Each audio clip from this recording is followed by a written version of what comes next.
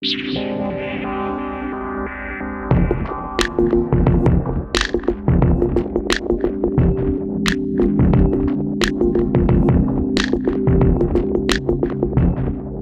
gente, tudo bem? Aqui é o Leonardo do Mind the Headphone. É o seguinte, há um tempo eu fiz aqui no canal um mega comparativo de earbuds, né? Earbuds são esses fones de um estilo mais antigo que ficam repousando aqui na parte de fora do canal auditivo, né? Que não são in-ears, por exemplo.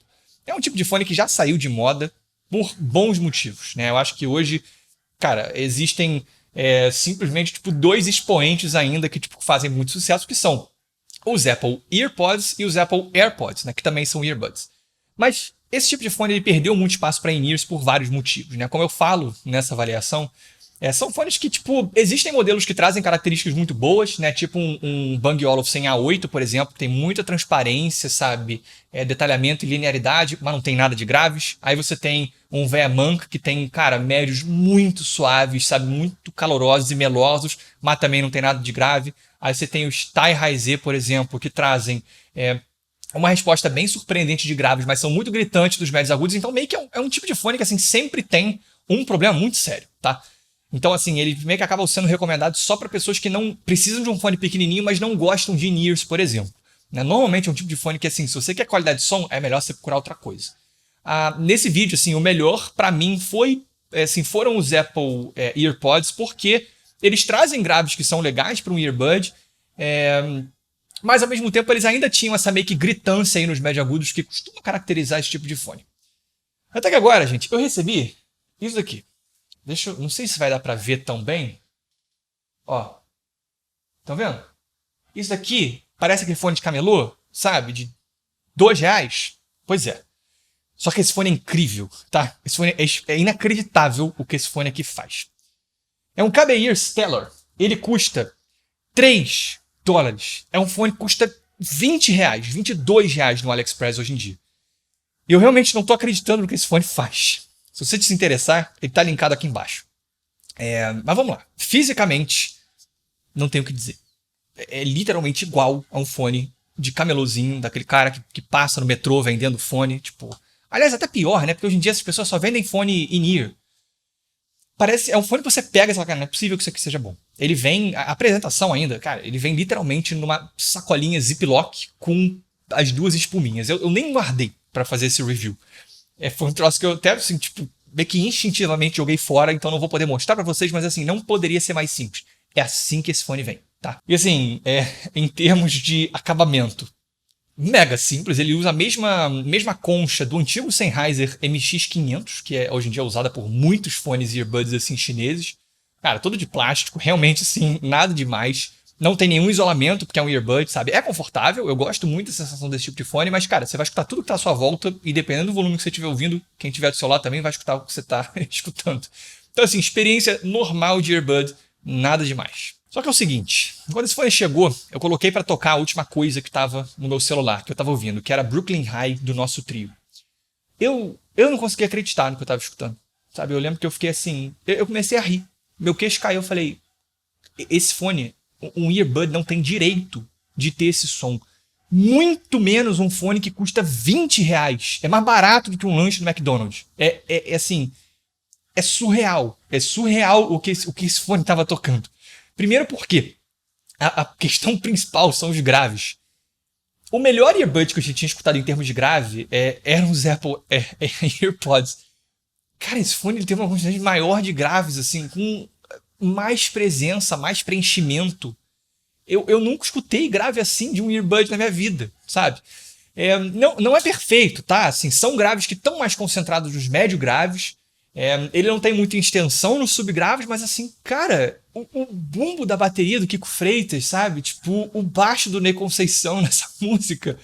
Tinha um preenchimento que eu falei, como é que a KBI tirou isso desse fone? Assim, de um fone desse tipo, sabe? Pra mim é quase uma questão física, sabe? Você até pega, por exemplo, os Apple AirPods, cara, eles têm aquela forma da concha um pouco diferente, mais direcional. Isso aqui não, é tipo mega normal, um earbudzinho comum. Eu não sei ainda, eu ainda tô tentando entender como é que a KBI tirou esse grave desse fone, porque realmente eu não esperava. De novo, sabe? Tipo, se eu pego, eu boto uma Backseat Freestyle, por exemplo, do Kendrick Lamar, né? Que foi a música que eu escutei depois. Cara, ele óbvio, né? Quando você chega naquela batida mais subterrânea zona, cara, ele tem um roll-off, né? Ele já começa a diminuir a resposta dele. Mas a questão é, toca, sabe? Toca. A maioria dos earbuds que eu já escuto, tipo, pô, abaixo de, sei lá, tipo, 50 Hz, eles desistem. É tipo, não tem nada aqui. Aqui não. Tipo, ok, não é alto, mas está aqui, sabe? E toda pancada ali nos médio graves, cara, ele mostra, assim, com um corpo surpreendente. Não é um fone bass heavy, tá? Não é para você esperar, por exemplo, os graves de um Casese S10 Pro, por exemplo. Não é isso. Né? Mas, assim, em termos de quantidade, cara, talvez, assim, esteja meio próximo aí de um Etimote QR4P, sabe? Talvez um pouquinho mais até, né? Ele é um fone que tem graves, sabe? Graves com bom impacto, boa energia, com boa definição, sabe?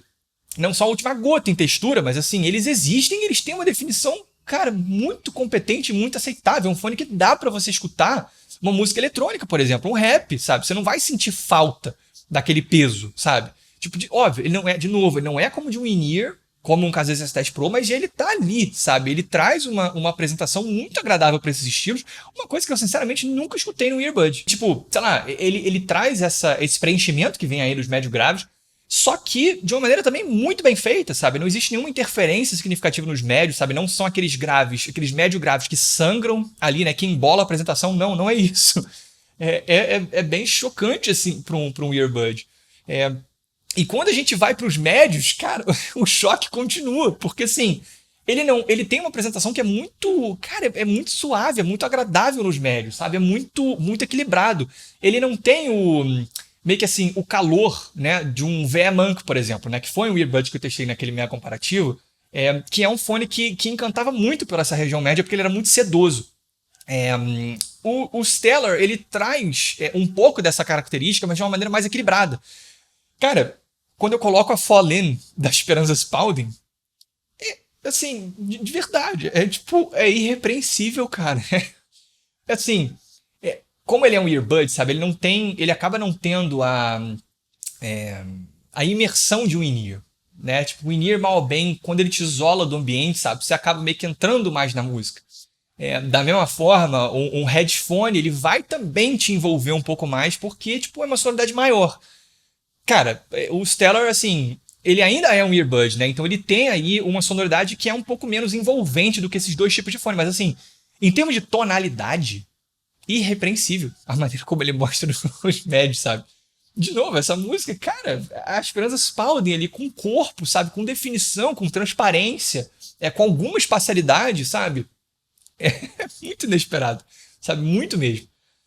E aí, assim, quando a gente vai chegando nos agudos, é aí que eu acho que tipo, ele talvez possa incomodar algumas pessoas, porque é o seguinte, ele é um pouco forte nos agudos, tá? Principalmente em agudos mais baixos. É meio que, tipo, talvez seja um pouco... Ele pega um pouco dos médio agudos e um pouco do início dos agudos.